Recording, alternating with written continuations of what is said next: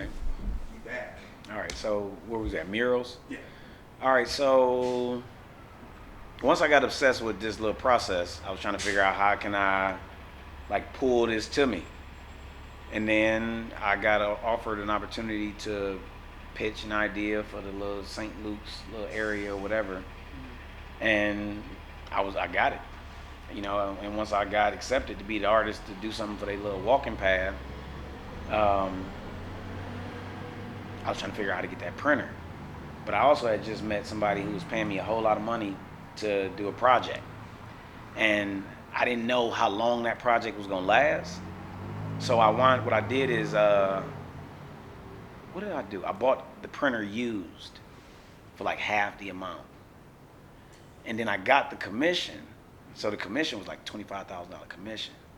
And I knew that the printer was like 20 grand. So I'm like, well, shit, instead of us spending $14,000 to get one of these images printed, let's just give me the money, I'll print it myself. Right. And then they like, oh, well, just write it all up. And then we'll see if it makes sense. So I wrote it all up and they said, oh, this makes so much sense. We think we just gonna use your money to get the printer. And then we just tell us how much you'll charge us to come use it. Wow. So I flipped out. I called the funders, the foundations, and I called everybody and I said, this is what they're doing. Listen to what they're doing to me. So they said, we're going to get this printer. And then Epson is going to come out. So we just need you to come so you can talk to them, so you can tell us what we need and what we do so we don't make a mistake. I said, well, that ain't going to happen. Right. They said, well, what you mean? I said, what I mean is there's no way I'm coming to that meeting. So 2 days later, they said, well, tomorrow's the meeting, so, we just wanted to let you know what time it is. And I said, I already told you. I'm not coming. Right. I'm not coming to that meeting. So they get off the phone, had a meeting, called me that Monday, like, oh, yeah, we talked to them, and they said we're going to have to get a laminator and some other things they were saying, and we didn't understand it, so, we're no longer going to do that. And we don't think you should do it either. And then I'm sitting there thinking to myself, like, well, too bad I already got the fucking printer. I got the printer over the weekend, so it's too late. But I ain't tell them that. So I do the project, I do the murals, and people loved them. But what happened is we found out that St. Luke's couldn't get a mural on their building. And then I said, well, I think the library should do it. And then the library said, no, thank you. And then Harvey Rice, the school, said, CMSD said, we don't want anything on our walls. So now I'm commissioned to do it, and there's nowhere to put it up. And then somehow, I think the library, eventually somebody called the library, and they kind of pleaded for this being the perfect spot. So we did it. People loved it. And then I said, well, how can I do more of these? And they said, oh, we just going to get us to that unnecessary middleman down that you hate so much. And I'm like, oh my God, y'all just going to kill another fucking project by sending it through this unnecessary middleman. And that's where it's been since then. And then you get fucking the freedom of speech mural and all that kind of stuff. It's the same kind of bullshit. It's a project where the only reason why I applied was because it was an opportunity to get a mural downtown, because that's what I want. I want a mural downtown. I want a mural on the fucking buses. Like, I already know what I want, but these people ain't necessarily opening up the channel for me when I'm asking. You see what I'm saying? So that's why I applied for the freedom of speech. I was one of the 3 finalists. Then they said, oh, we don't have permission for the wall, so now we got to find a new wall. So a year and a half later, they say, oh, well, what if we just took one of your images off that you got up, and then you just put a new one up? And I'm sitting there thinking, well, I'm going to make money off of being the printer, and I want the money, and then I'll put the other image up somewhere else permanently, somewhere it can stay. But I'm always interactive with, like, I'm being done a favor. But I'm being underpaid, and shit like this is happening. Oh, we just going to take one of your images down. Like, what? All the fucking walls in Cleveland? And you commission 3 artists to do a mural, and then I just get to take one down and put another one up? I'll take the money. Because eventually, none of these people going to be able to figure out how to get me in a real conversation.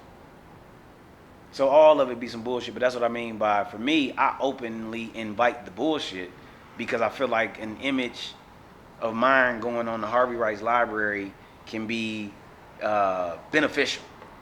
So I take the bullshit for the work, and I take the bullshit for the people. And knowing that all I got to do is take all of the bullshit and turn it into a story. And then, piss everybody else off, leverage myself as an artist. Why not? It's almost like you have to take it. Yeah, I gotta take it. It's just the lay of the land. Yep. And it's not central. It's not this behavior isn't isolated to Cleveland.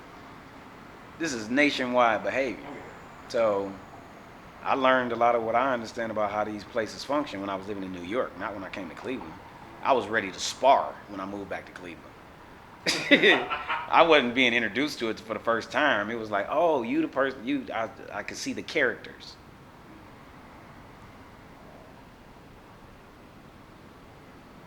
So, now we're talking about sparring and things. It's a perfect segue. Is black art a weapon? Is black art a weapon? Yeah. I think black art can be used as a weapon. But I think some people are actively, intentionally making things that are not weapons. But I would classify it as black art. Did you say they're intentionally not Yes. making it as weapons? Yeah, like they're intentionally making sure what they're making isn't a weapon. What are you supposed to do with that? Because they fucking scared to get hanged, lynched, tortured, molested, and all of the other shit that fucking happened to black people in America. Mm-hmm. You know, it's trying to hide.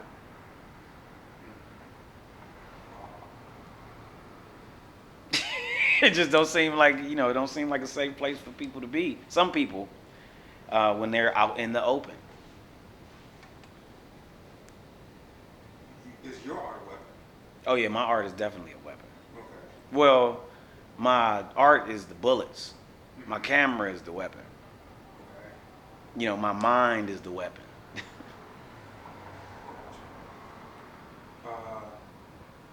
How so? What, mine is the weapon or the artwork as the bullets? All of that. Well, it's like,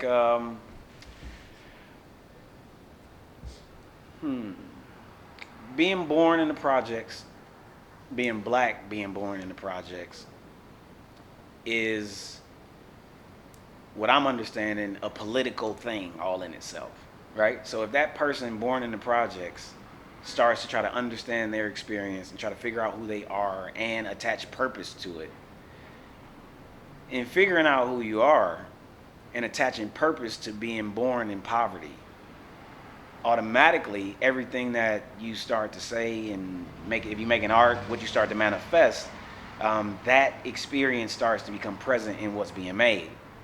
And when that stuff is present in what's being made, which is artwork that's speaking towards poverty, racism, and all this truth, and yeah, when that's starting to become articulated, or fucking even beauty, white people are just as uncomfortable with the images of mine that are considered beautiful as they are the ones that are as much as the work that's considered aggressive. I get to witness the same kind of discomfort. So when I'm making work, or if you're making work that's on the opposite end of the spectrum of what the norm is or what the program says to do, it automatically creates threat. And threat gets associated with, weapon, bullet, gun, all that other, it gets related to it. So the way I use making artwork is to combat perception. And specifically to combat perception of black people.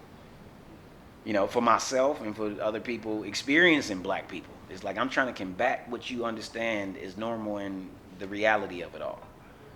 I oftentimes am in a conversation and people say, oh, you're so articulate. Where did you go to school? Did you go to Shaker? Did you go here? It's like, no, I didn't. I went to Corlett. I went to Cleveland School of the Arts. Or, if I'm invited to present or go to a meeting and all that kind of stuff, I don't change what I got on. Why? Because I know that it's not likely that the people that I'm about to talk to or engage with, perceiving a nigga with a hoodie on about to spit this shit out his mouth the way he about to spit it out. I already know it. So it's it's that, and the fact that all of the experience that I have, positive or negative, I've been collecting them to use them. And then it's use them for what? Use them to influence perception, which is a threatening thing all in itself. I didn't know that it was a threatening thing. I didn't know when you challenge someone's reality that it comes with ramifications. I didn't know that. Right. I just kind of fell into it because I was trying to challenge the perception of the outside world towards me. And in me doing that, I started challenging perception just generally, you know.